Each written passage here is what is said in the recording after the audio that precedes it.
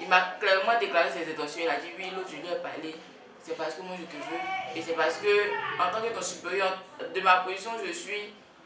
Il n'y a pas un autre agent qui doit pouvoir t'avoir dans son lit, à part moi. Donc tu as mon seul, tu as ma propriété. Toutes les personnes qui essaieront de vraiment de t'embêter dans ce sens-là, je vais les affecter dans un autre lieu de service. Donc ils vont quitter le travail.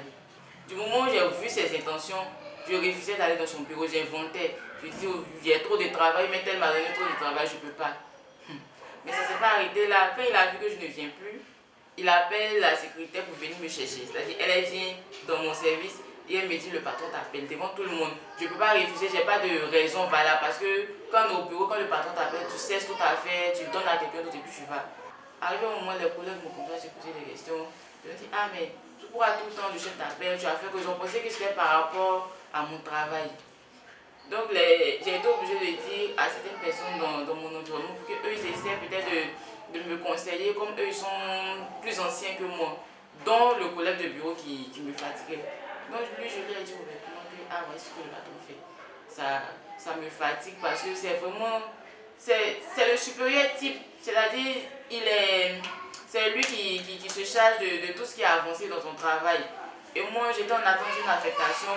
Il avait la même mise sur cette affectation. C'est lui qui il donnait des... Comment on dit ça? C'est-à-dire qu'on doit affecter quelqu'un dans un service, on vient lui demander son avis. Donc vraiment, je me sentais totalement sous sa coupelle. Je ne savais pas comment me comporter. Et le collègue m'a dit, ah vraiment c'est dommage, mais en tant que femme, il faut t'habituer. C'est comme ça. Que si je demande à mes dévancières au moment du son travail qui étaient là avant moi, elles sont toutes passées par là.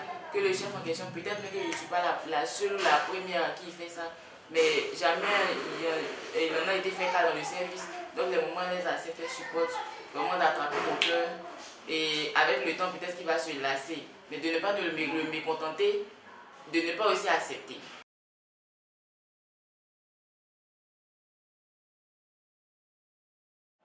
La perception que je me faisais de moi-même a commencé à dégringoler.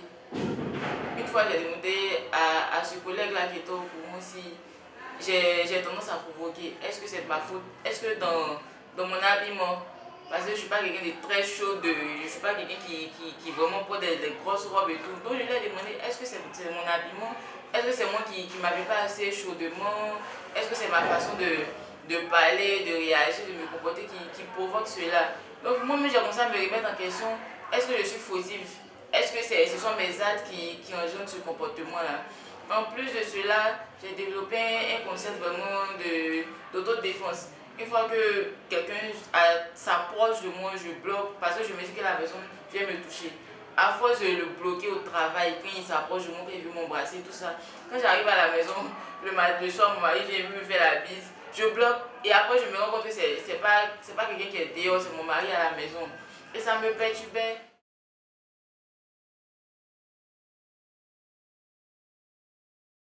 Ça fait plus de 2 mois que je ne vais pas au boulot.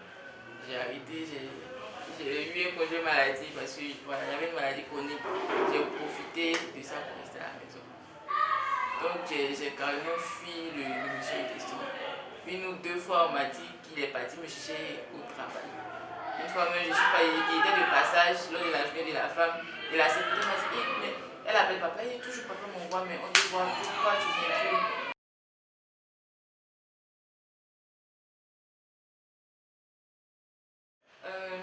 De ne pas céder. De ne pas céder, vraiment c'est difficile. Souvent, il y a la méthode, il y a l'attirance financière, souvent c'est difficile. Mais je leur conseille de ne pas céder et si elles peuvent en parler autour d'elles, qu'elles en parlent, forcément il y aura quelqu'un qui sera à leur écoute, forcément il y aura quelqu'un qui te montrera la façon, le meilleur moyen de dénoncer si possible. Mais il ne faut pas céder, il ne faut pas se taire parce que quand tu cèdes, quand tu te tais, psychologiquement après ça te travaille.